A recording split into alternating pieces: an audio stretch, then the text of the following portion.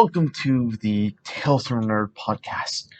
I'm your host, Random Nerd 2016/Kevin, and this is of course, the weekly podcast of comics. The comics that are coming out every Wednesday, and this week we're going to be talking about comics that are coming out this February 3rd, basically Wednesday. Now, if you don't know about comics, I'm going to give you a preface. Comics come out in 2 days.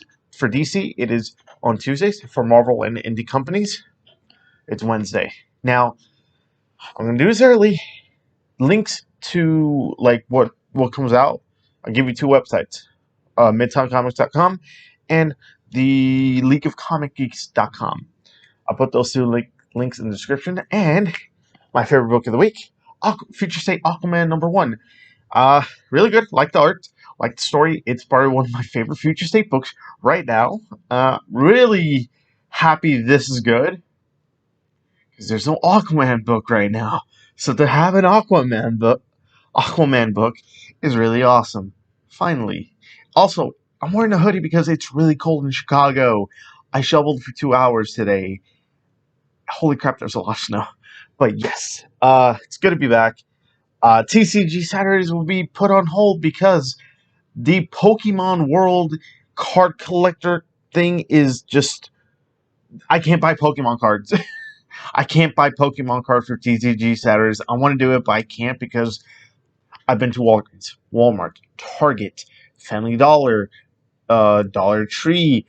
I can't find any TCG related products, at all. It's empty and it's scary because, I can't do it. But if the market fluctuates for TCG, I'll buy more TCG. But right now, I can't buy TCG right now, and it's very sad because I like TCG, but you can't buy any. Let's see what this guy says for the week. Swinging for the LA Lakers. All right. Let's go to the first book of the week, which is Avengers #42 by Marvel Comics.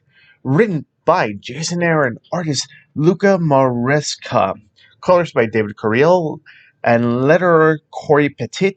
Designer is Carlos Lau, and the cover artist is Sonny Go and Leonil Francis Yu. The price of the book is $3.99, and this is the description of the book. Enter the Phoenix, Part 3, Be Like Fire. The battle to decide the all-new Phoenix rages on.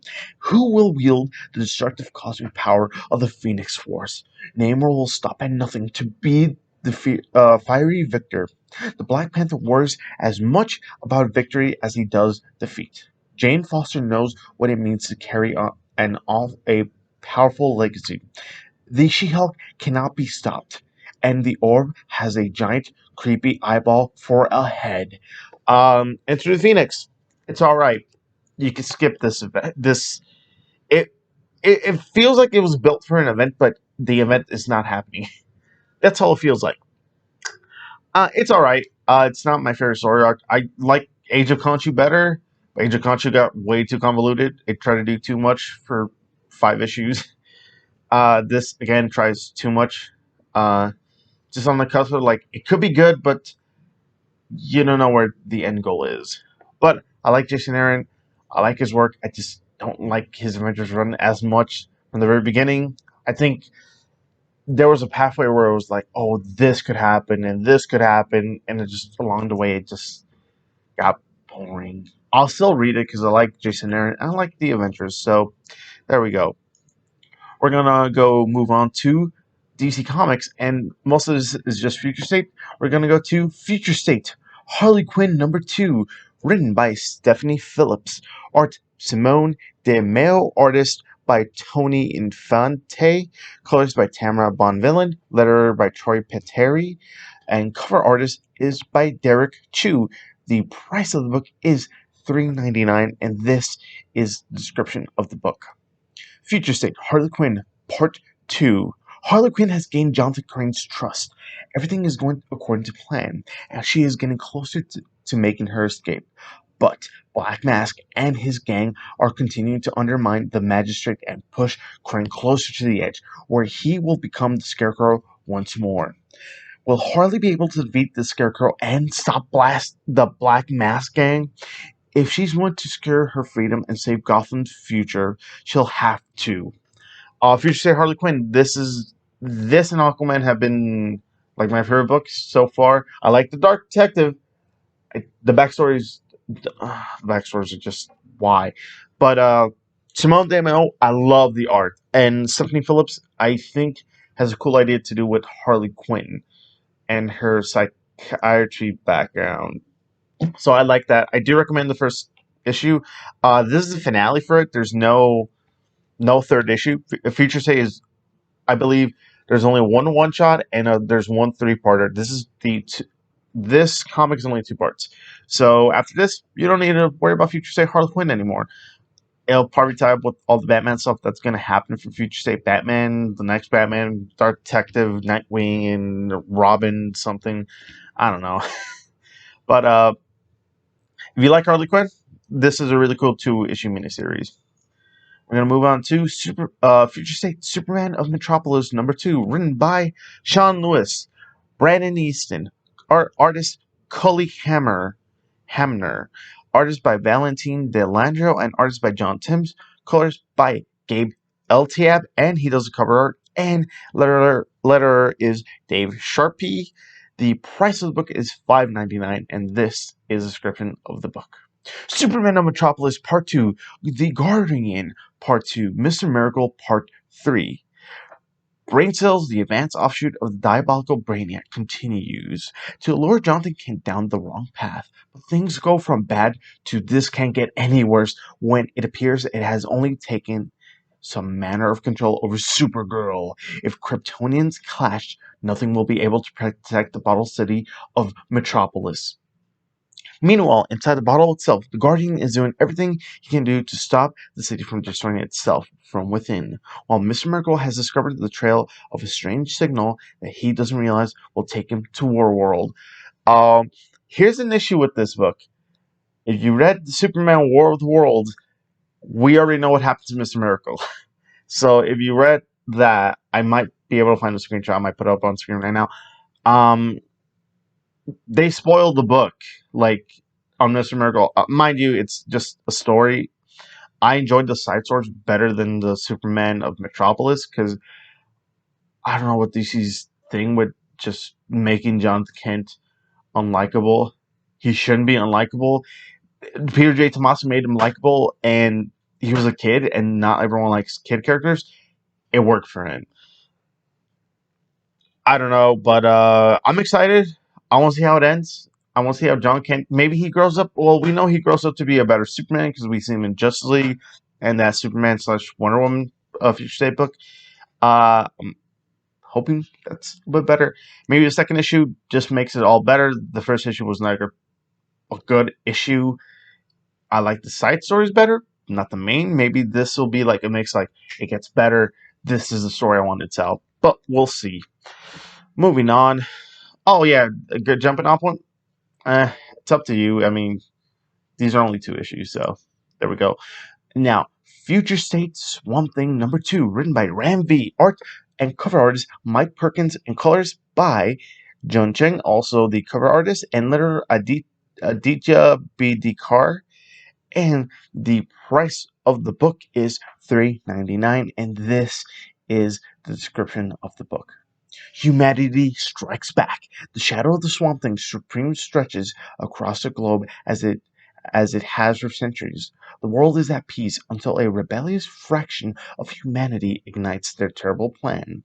Fueled by Woodrow Wilson's appetite for power, but Swamp Thing too harbors a secret, one he must reveal in order to restore peace to the planet once again, but it will cost him everything he has. Ram V, Swamp Thing, really cool. I love it. I love it. I love it. I cannot wait how this ends. And Ram V is getting his own Swamp Thing title, so I'm really excited for that because Ram V really writes a cool Swamp Thing. Next up, we got Future State The Flash #2, written by Brandon Vietti, art by Dales Eaglesham, colors by Michael Atiye, and letterer by Steve Wands, and cover artist by Brandon Peterson. The price of the book is $3.99, and this is a description of the book. Death Race Part 2.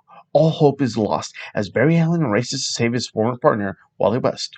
Armed with the weapons of the rogues who once tried to destroy the Flash, Barry plots an attack that will either free the former Kid Flash from the evil that's possessed him or end his threat forever.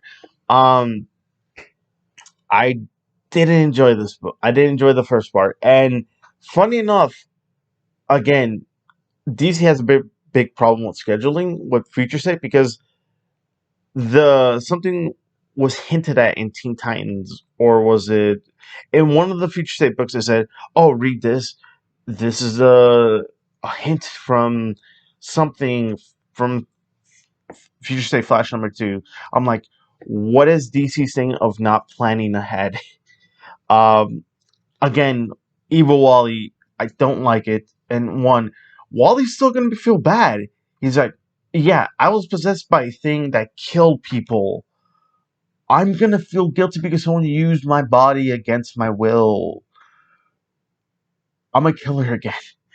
Uh, but luckily, Future State doesn't take place in continuity. Some of the ideas that are brought up will be put in like future titles of DC books. So that's the end of Flash. Next up, we got Future State, The Next Batman #3, written by Paul Jenkins, Brandon Thomas, John Ridley, and artist by Laura Braga, Jackson Herbert, Sumit Kumar, cover artist by Jose Ladrone, and the price of the book is $7.99, and this is the description of the book.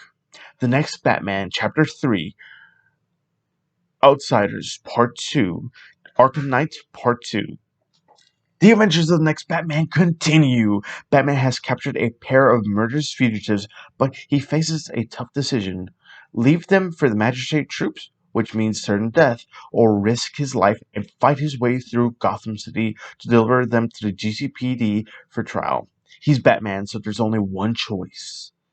And in Outsiders, Katana has reunited with Black Lightning, but her old friend and ally has changed big time. Now composed of literal Black Lightning, Jefferson Pierce arrives with a dire warning about Duke Thomas and his mission to liberate Gotham from the oppression of the magistrate. They'll have to work together, and we really mean together, to have any hope of defeating the forces working against them. Plus, in Arkham Knight, Astrid Arkham and her band of maniacal misfits have picked a fight with the magistrate, and they're not going to back down. On the eve of their mission into the heart of Gotham's fascist occupiers, Croc, Zsasz, Phosphorus, Clayface, and Harvey, and the rest of Steel themselves to try and shine a beacon of hope into the darkness, but not everyone will make it out alive. Um, the Arkham Knights one was okay. I liked the Outsiders ones because they actually did something with Duke, and Duke is not used at all. Like, no one uses him.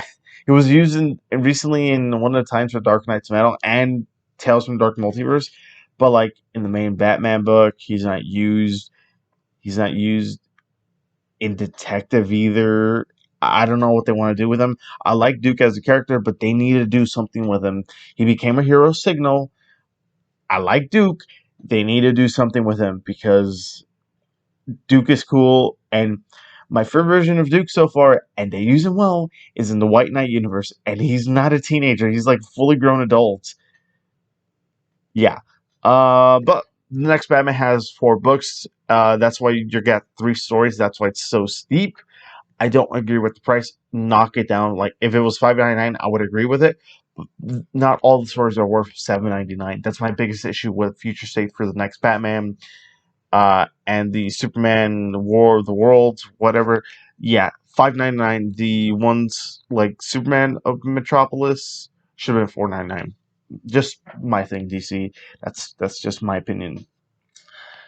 Next up, we got Future State Wonder Woman #2, written by Jolie Jones, writer, artist, colorist by Jolie Jones, and letterer Clayton Crowles, and cover artist by Jordi Belair. So we got 2 people who do the cover art, and the price of the book is $3.99, and this is a description of the book. Hell to Pay Part 2. Emerging from the Amazon rainforest, the new Wonder Woman must battle her way through hell. Witness Yara Flor at the height of her power as she takes on the king of the underworld, Hades himself. Betrayed by a close ally, Yara's back is against the wall, and as she is forced to battle legions of demons for survival and to liberate her Themyscirian sister. You won't want to miss this exciting conclusion of this rising superstar hero's first adventure. Yara Flor, really cool superhero, and Wonder Woman. Um, okay, so like I said 1 month ago, Yara Flor is getting her own show on the CW. Congrats. Uh, she only has one storyline, so I think they're gonna do a lot of Wonder Woman lore for her. And also, we survived 1 month of Future State. Let me know in the comments below what was your favorite Future State book. Mine would have to be so far the Harley Quinn and Dark Detective in Aquaman. Like if I had to pick three, I'd be like these three are my favorite. Also, let's go to the segment of my own personal shout out. If you want to follow me on Instagram or Twitter, the links are down below, or you can find me all at a random nerd 2016. You can ask me comic questions, movie talk, TV talk, music. If you want to talk to me about music, don't know much. I just listen to whatever. Yeah, it's all there. And of course, the links to the comic book websites I use are down below. And the comic shop locator.com. It will always be there. And also the shout out to my friend because he made music for the podcast. I still got to find the file. I'll always link him down below because he is an awesome guy. Moving on to another DC book.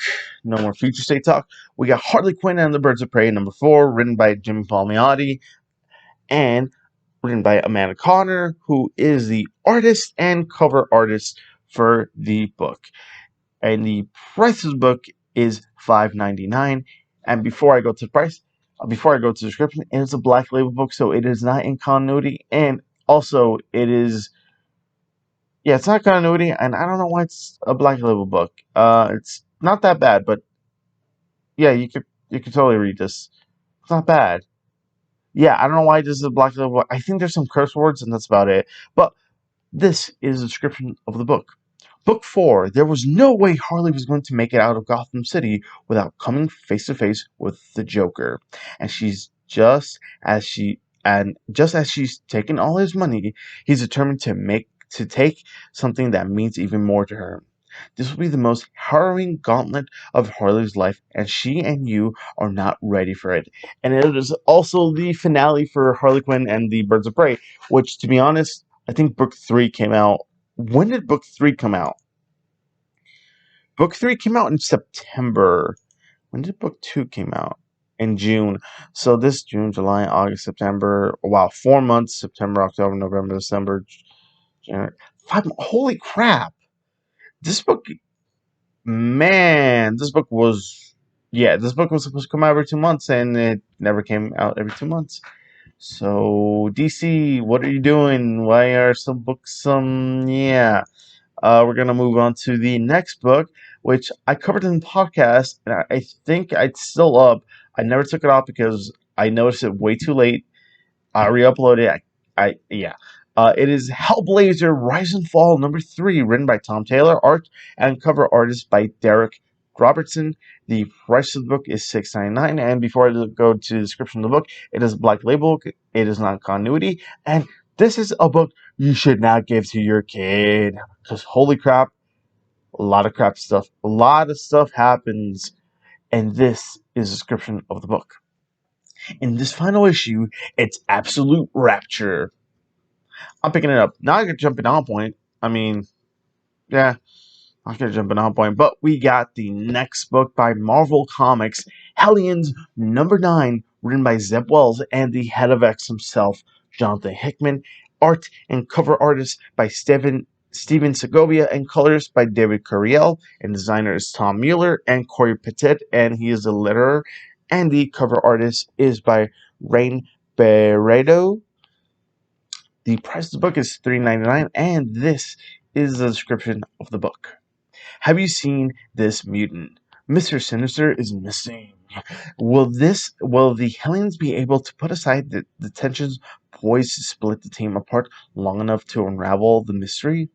On the upside, at least Sinister found his cape. Perfect jumping on point. We already had this cool mini arc with a villain from the past. We got some changes for some characters. Well, two characters. Well, three characters, but we haven't seen the after effect of it. But if you want to jump on a fun book, Hellions is like Suicide Squad, but funnier. But funnier because of the situations that happen. And you're like, oh, that's funny, but it's serious and it's cool. So yeah, pick it up. Hellions is literally this. Wolverine and X Force are like Hellions. Yeah, they're like my favorite books from X Men so far. And I never picked up Hellions until like Ten of Swords. I picked up every issue, and then I'm like, why didn't I read this book before? I recommend it though. And next up, we got Immortal Hulk number 43 by Marvel Comics, written by Al Ewing, penciler and penciler Joe Bennett, inker Rui Jose, and colors by Paul Muntz. And the letterer is Corey Patet, and the cover artist is by the legendary artist himself, Alex Ross. The price of the book is $3.99, and this is a description of the book. New York City holds 8 million people and harbors one monster, a creature of chaos and anarchy, driven by rage and contempt for the structures of man. His criminal activities continue while the beast is hidden in the skin of an ordinary human. But don't be afraid, citizens. This radioactive disease has a cure. The UFOs are here and they're going to kill the Hulk. Yeah. So if you're not reading Hulk right now, you should. Immortal Hulk is literally one of the best titles from Marvel right now. That and Daredevil. So I recommend you read it from the beginning because, uh, holy crap, the Hulk goes through so much change and so much lore and so much character growth, and it deals with Banner dealing with himself, quite literally. So I'll give you that much. Not gonna jump in on point, but yeah, you need to read Immortal Hulk. I recommend it to like three people, and they're like, "Yeah, this is the best Hulk book we have ever gotten in a long time." Next up, we got another Marvel book, a King in Black time. We got King in Black, Venom versus Carnage number 2, written by Sean and McGuire, a artist by Ike Guaria, and artist by Flaviano Armentaro, and colors by Riso Renzi, Riso Renzi, and cover artist is by Ken Lashley and Juan Fernandez. The price of the book is $3.99, and this is a description of the book. Gwen Stacy versus Mary Jane Watson. They've been at each other's throats over the band for years, but not like this. This battle of the bands really shreds. So, I like it because it picks up literally the storyline from Ghost Spider. So good to see Gwen back. Uh, we got her back in the tie-in, but you know, Gwen Stacy, Ghost Spider's back. God, they ended her Soul series too soon. They ended a lot of series too soon, to be honest. But oh well, it's Marvel. It's their money. We get another King in Black tie-in, which is King in Black Marauders #1, written by Gary Dugan, the head of X himself, Jonathan Hickman, artist by Luke Ross, colors by Carlos Lopez, letter Corey Patet, designer Tom Mueller, cover artist by Matt Wilson and Russell Dodderman. The price of the book is $4.99, and this is the description of the book.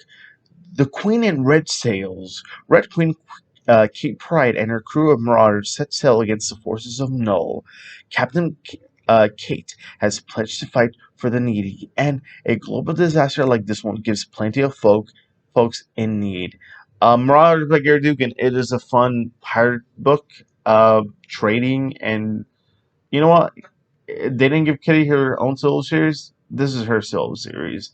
So if you like Kitty Pride, this is the book for you. I'm reading it because Gary Dugan is reading it. No, not reading it. He's writing it, and also I like Marauders, so it's good to see that because I like Marauders. And if you like this book, you could be like, I want to read Marauders. I want to know what Kate Pride is doing. Pick up the first trade from Marauders. There you go. We got one more King in Black tie-in. Well, okay, maybe there's one more, but yeah, we got King in Black: Return of the Valkyries #2, written by Jason Aaron, Torun Grunbeck, and art by Nina Vakuva, colors by Tamara Bonvillain, letter by Joe Sabino, and cover art is by Mattia De Lulis. The price of the book is $3.99, and this is a description of the book. Return of the Valkyries, Part 2. Save the Century, save the Valkyries, save the Earth. Null and his symbiote horrors have come to Earth, and now all Jane Foster sees when she looks at the big blue globe is a vision of death. Most of Earth's heroes are locked in battle on the ground, and it's up to Jane Foster and the Century to protect the rest. But Null's power has spread over the galaxy and infected creatures even older than gods. And it may not matter how many Valkyries Jane can bring to her aid. Return of the Valkyries. I like, Jane Foster Valkyrie. Her book was okay. I liked the latter of it. It got better later on, and it ended. So this is a good pickup. And also, Jane Foster is appearing in Thor right now. So, and we're getting a Valkyrie book after this. So excited. We'll see how it goes from here. Do I recommend it? It is good enough if you're reading King Black. If you like Jane Foster, cool. You're like, I'm missing Jane Foster. I don't have her book. I'm not reading Thor. I want to read this. Good. If not, you can read Thor. She's in it, and they're doing some stuff with her. So there you go. And we got next up. Yeah, the rest are just Marvel. So there's no indie books that I'm picking up this week. We got Marvel. We got Venom #33, written by Donny Cates, art by Ivan Coelho, and cover artist by Ivan Coelho, colorist by Jesus Brutov, and he does the cover art.